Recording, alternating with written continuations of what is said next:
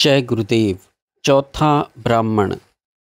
जब वह कमज़ोर होकर मूर्छित हो जाता है तब उसके प्राण सब तेज मात्राओं अर्थात इंद्रियों की शक्तियों को लेकर हृदय में सिमट आते हैं और यह चाक्षुषु पुरुष सब ओर से पीछे हट जाता है। उसको रूपों का ज्ञान नहीं रहता। वह मुख्य प्राण में जाकर उसमें एकाकार हो जाता है। इसी प्रकार तब न वह सूंघता है, न बोलता है, न सुनता है, न सोचता है, न स्पर्श करता है और न जानता है। सब शक्तियाँ हृदय में एकत्रित होकर प्राण में मिल जाती हैं। तब उसके हृदय का अग्र प्रकाशमान हो जाता है। उस प्रकाश के साथ वह आत्मा नेत्रों के द्वारा, मूर्धा के द्वारा अथवा शरीर के अन्य देशों से निकलता है। मुख्य प्राण के उत्क्रमण के साथ सब प्राण इंद्रियां निकल जाते हैं। तब वह सविज्ञान हो जाता है। विद्या, कर्म और पूर्व का ज्ञान साथ जाता है, अर्थात शरीर छूटने से पूर्व मूर्छा आ जाती है और बाहर आने पर सब ज्ञान पूर्ववत आ जाता है। जैसे सुनार सोने को तोड़कर नया सुंदर रूप बनाता है, वैसे ही यह आत्मा इस शरीर को मृतक छोड़कर पितृ, गंधर्व, देव, प्रजापति या ब्रह्मलोकों के शरीर बनाता है अथवा अन्य योनियों के शरीर धारण कर लेता है। जैसे तृण जलायुका एक तिनके से दूसरे तिनके पर जाती है, वैसे ही यह शरीर एक शरीर से दूसरे शरीर को धारण करता है।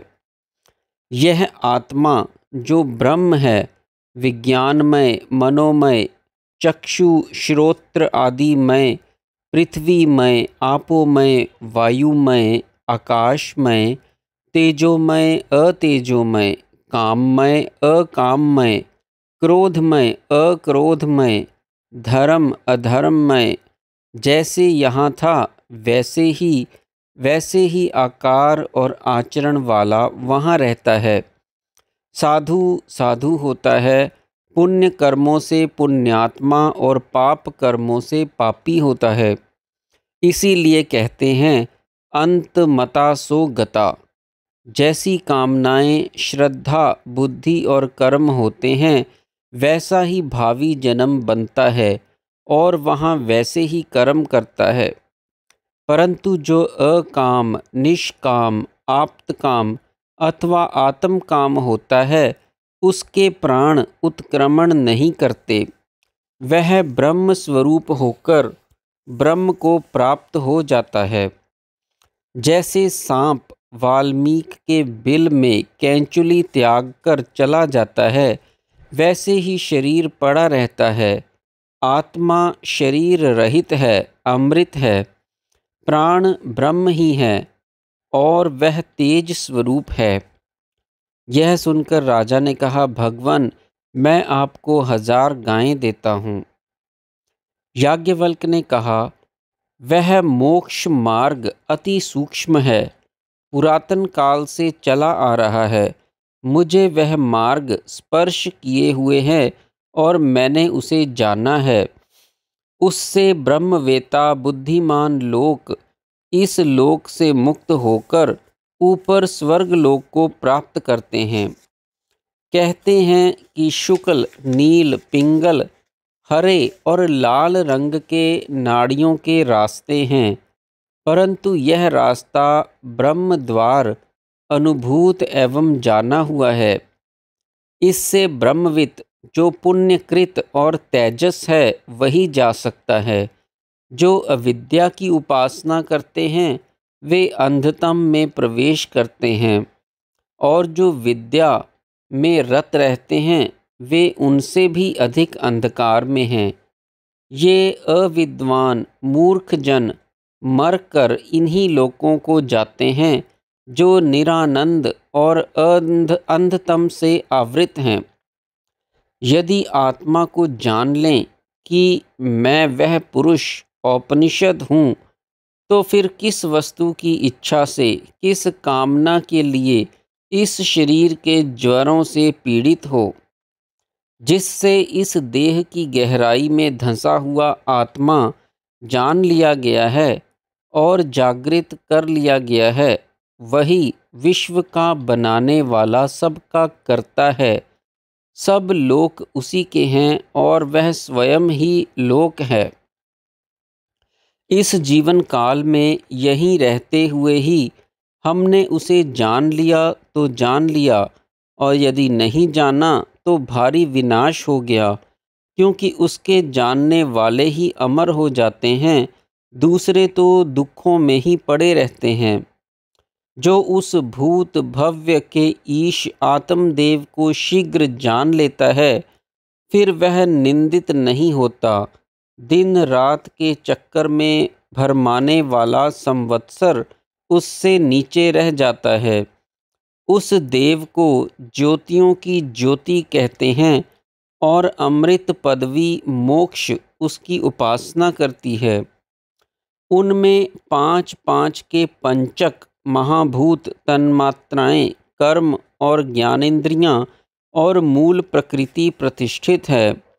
उसी आत्मा को मैं मानता हूँ। वह विद्वान ब्रह्मवित् ब्रह्म और अमृत है।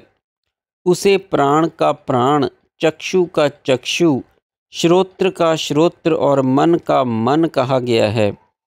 जिन्होंने उस पुरातन अगृह्य ब्रह्म की खोज की है, उनके द्वारा मन से ही देखा जाता है कि यहाँ नानात्व कुछ नहीं है। जो यहाँ नानात्व देखता है, वह बार बार मृत्यु को प्राप्त होता है। उस अप्रमेय जिसे प्रमाण से सिद्ध नहीं किया जा सकता, उस ध्रुव सत्य को जानकर उसमें एकत्व को देखना चाहिए। आकाश से भी परे वह विरज आत्मा महान ध्रुव है। उसे जानकर बुद्धिमान ब्राह्मण उसी में बुद्धि लगावें और दूसरे का ध्यान ना करें, क्योंकि शेष सब बहुत शब्दों युक्त वाचा विज्ञापन अर्थात बकवास मात्र है। वह महान अजन्मा आत्मा प्राणों में विज्ञानमय है और अंतर हृदय आकाश में रहता है। वह सबका ईश्वर, ईशान और अधिपति है। वह अच्छे कर्मों से बड़ा या पाप कर्मों से छोटा नहीं होता। वह सर्वेश्वर, सर्वाधिपति, भूतपाल और इन लोकों को पार करने के लिए सेतुवत है। इस वेदानुवचन से ब्राह्मण उसे जानने की इच्छा करते हैं। कोई यज्ञ, दान, तप, उपवास द्वारा उसे जानकर मुनि हो जाते हैं। संन्यास से प्राप्त होने वाले जिस लोक की कामना से संन्यास लेते हैं, वह भी यही है। इसीलिए पूर्वकालीन विद्वानों ने बच्चे उत्पन्न करने की कामना नहीं की। कहा, हम संतान का क्या करेंगे जिससे आत्मा नहीं मिलता, यही लोक मिलता है। इसीलिए वे पुत्रैष्णा, वित्तैष्णा, लोकैष्णा से छूटकर भिक्षा से रहते थे। जो पुत्रैष्णा है वही वित्तैष्णा है और वही लोकेष्णा है, क्योंकि पुत्रों के लिए धन और धन से संसार की इच्छा करनी पड़ती है। यह जो आत्मा है वह अगृह्य है, अर्थात ग्रहण किया नहीं जा सकता। अकाट्य है, काटा नहीं जा सकता। असंग है, कमल पत्रवत पानी में नहीं भीगता। असित है, व्यथित नहीं होता और ना नाश को ही प्राप्त होता है। उस तक ये पाप पुण्य नहीं पहुँच सकते। मैंने जो पाप किए या पुण्य किए हैं, वह दोनों के परे है। उसे पाप पुण्य संतप्त नहीं करते, उसे पाप नहीं लगते। वह सब पापों को तर जाता है। उसे पापों का ताप नहीं होता, वह निष्पाप विरज विचिकित्स ब्राह्मण हो जाता है जो ऐसा जानता है। याज्ञवल्क्य ने कहा, सम्राट, तू इस ब्रह्मलोक को प्राप्त कर। तब राजा ने कहा, भगवन, मैं आपको सेवार्थ अपने सहित सारा देश अर्पण करता हूँ। इस महानज आत्मा को जानने वाला अन्नाद एवं दानी होता है। उसके पास सब वसु प्राप्त रहते हैं। यह आत्मा अजर अमर अमृत अभय है। ब्रह्म ही अभय है, ब्रह्म ही अभय है। जो ऐसा जानता है वह ब्रह्म ही हो जाता है। जय गुरुदेव।